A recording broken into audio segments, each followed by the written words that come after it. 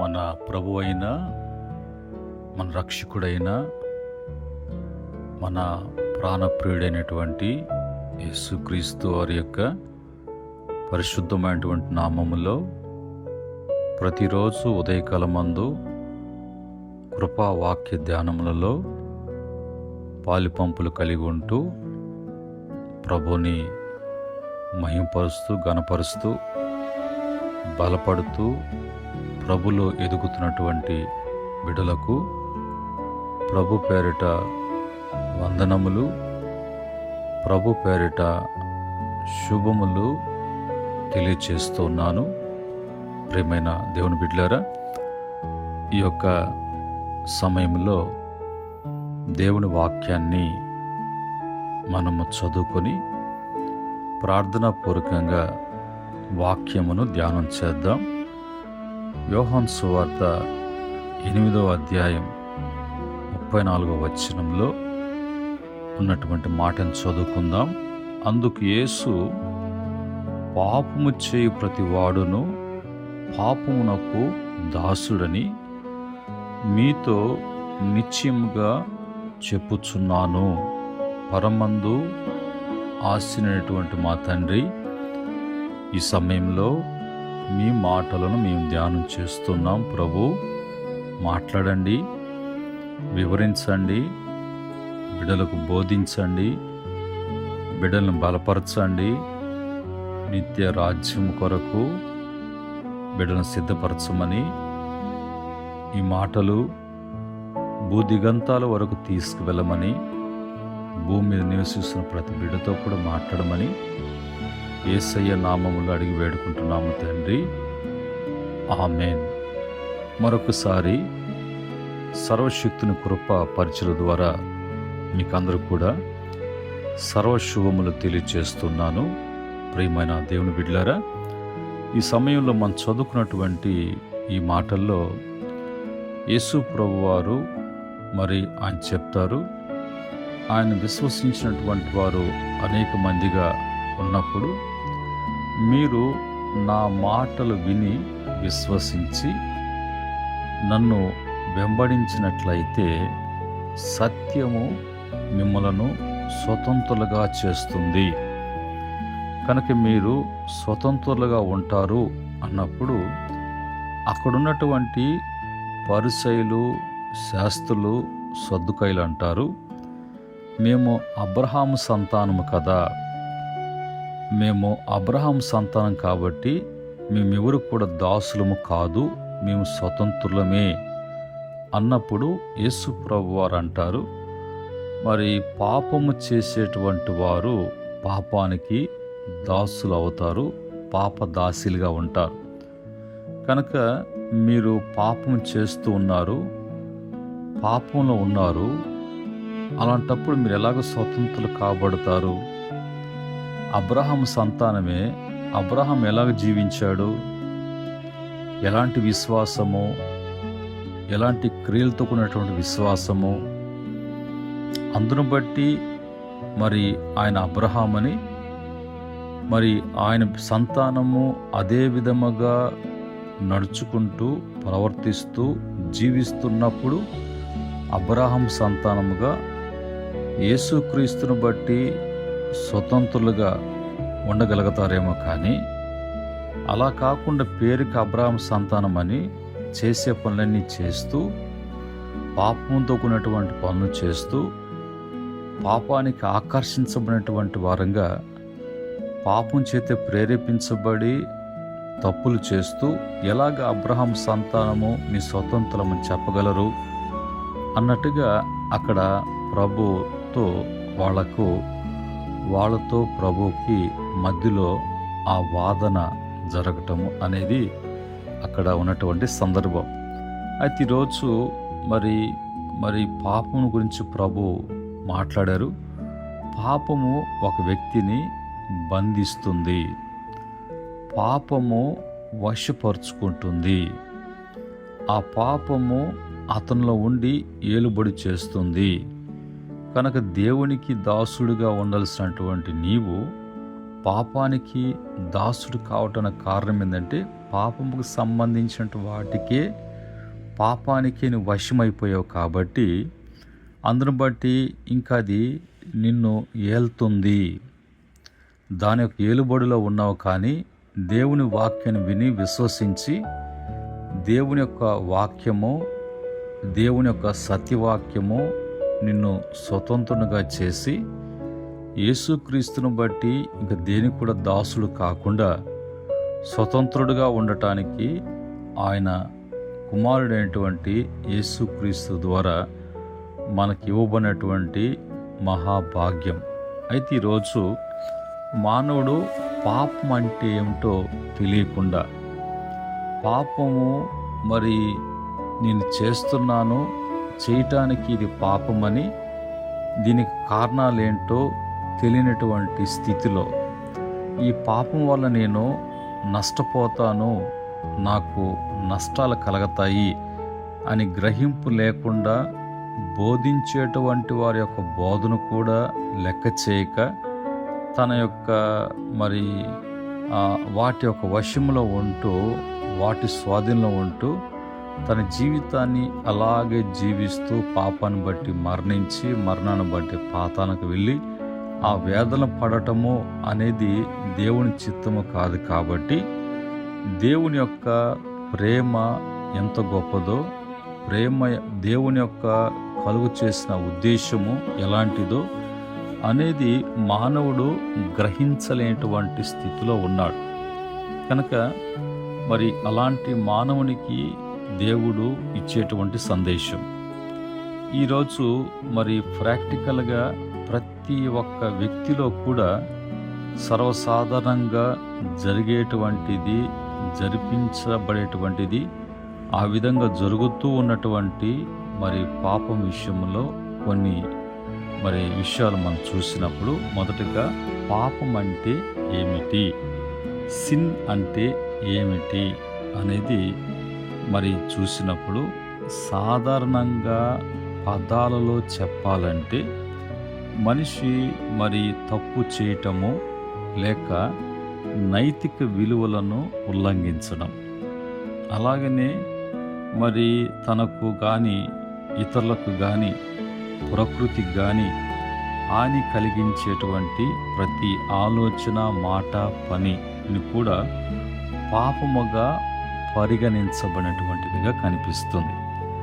ఆధ్యాత్మికంగా చూస్తే సరైనటువంటి ధర్మ మార్గము, నీతి మార్గము నుండి ప్రక్కకు మరి దారి తప్పటము కూడా పాపము అని పిలువబడుతుంది. మన అంతరాత్మకు వ్యతిరేకంగా చేసేటువంటి ఏ పనినా కూడా అది పాపము అని పిలువబడుతుంది. ఇది పాపం అంటే ఏంటి అనటానికి అవగాహన కొరకు. రెండవదిగా, మానవుడు పాపము చేయటానికి కారణం ఏంటి అని చూసినప్పుడు, మనిషి తప్పుల వైపుకు లేదా పాపం వైపుకు అడుగులు వేయటానికి కొన్ని ముఖ్యమైనటువంటి మానసిక మరియు భౌతిక కారణాలు కొన్ని ఉన్నాయి. ఏంటవి అంటే, కోరిక మరియు అత్యాశ అనేది ఆ విధంగా పోవటానికి, నడవటానికి.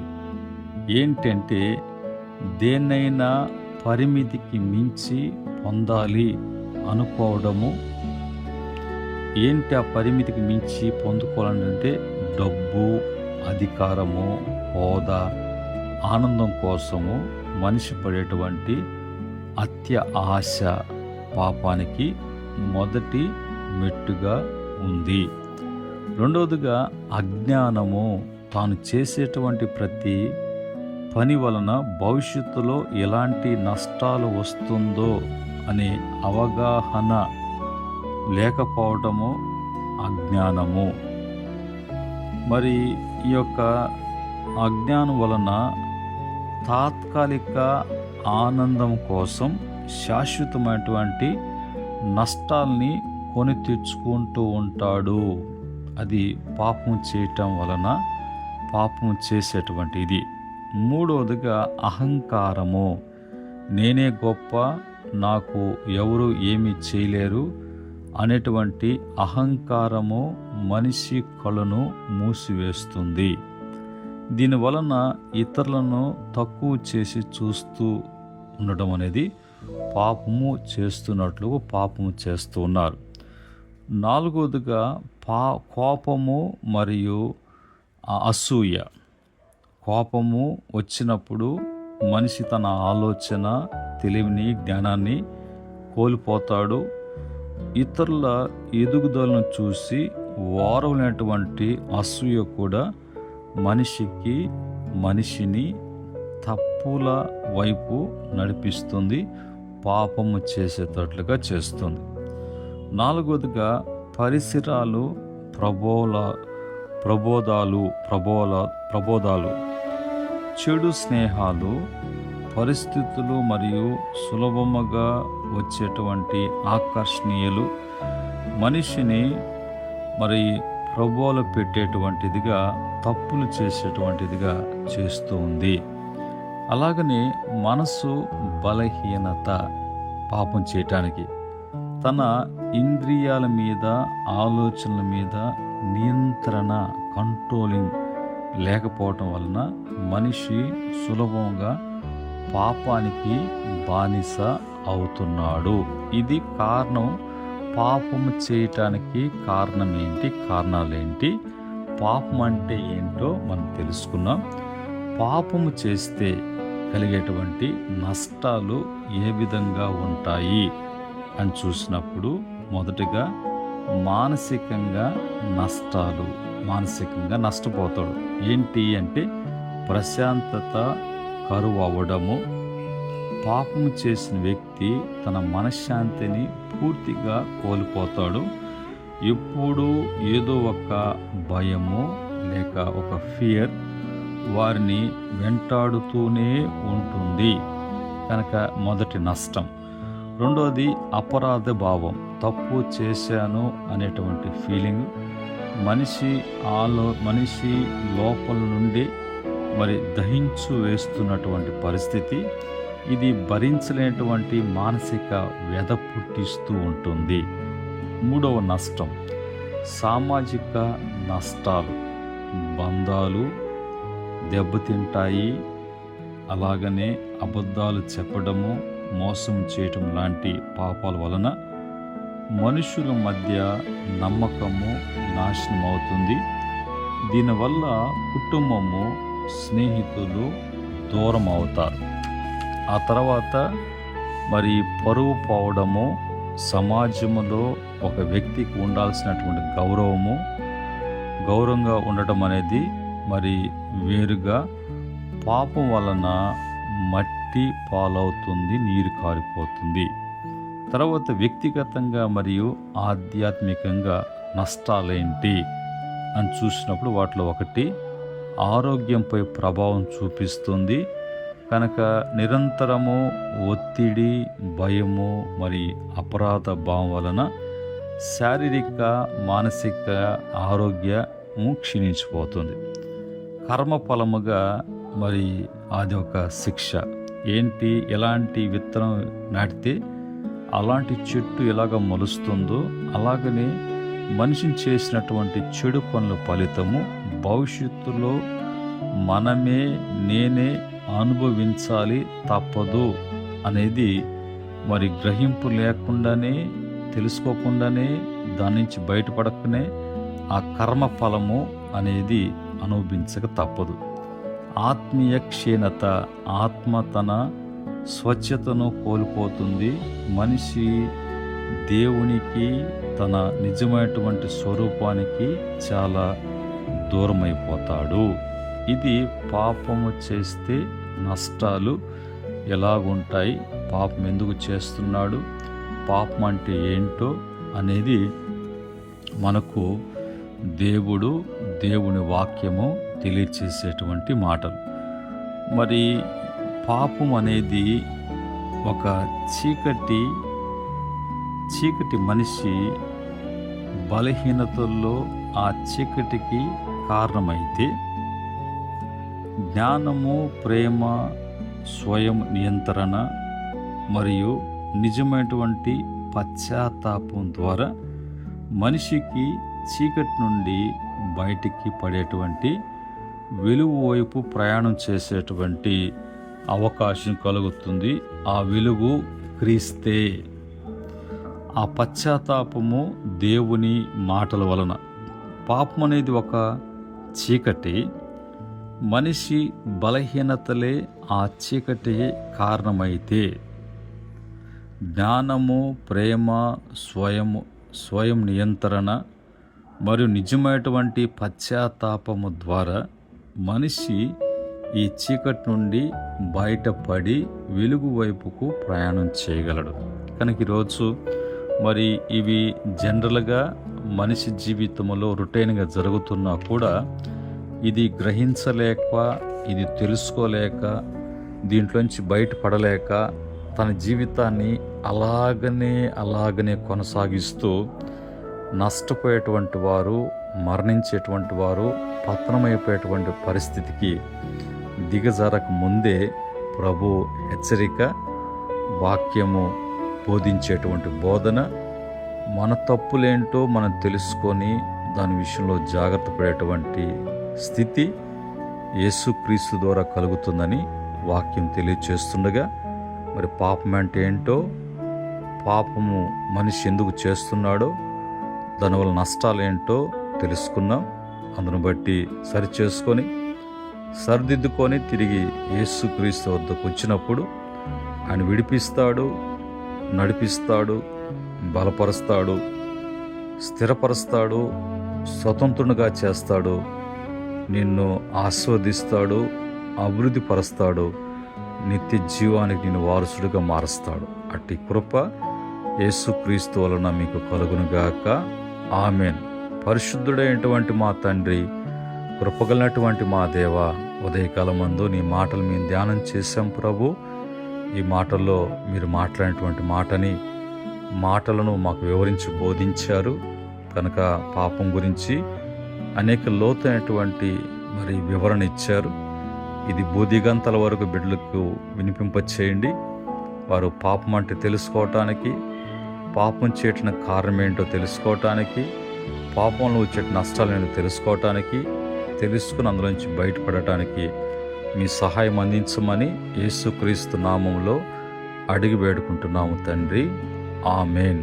పరమ తండ్రి దేవుని ప్రేమ, కుమారుడు యేసు కృప, పరిశుద్ధాత్మ యొక్క సహవాసం ఈ పరిచర్యకును మరి ఈ మాటలు వింటున్న బిడ్డలకును సకల పరిశుద్ధులకును ఆయన దాసులకును సదా తోడే నడిపించునుగాక. దైవాశీస్సులు మీ కలుగునుగాక. ఆమెన్.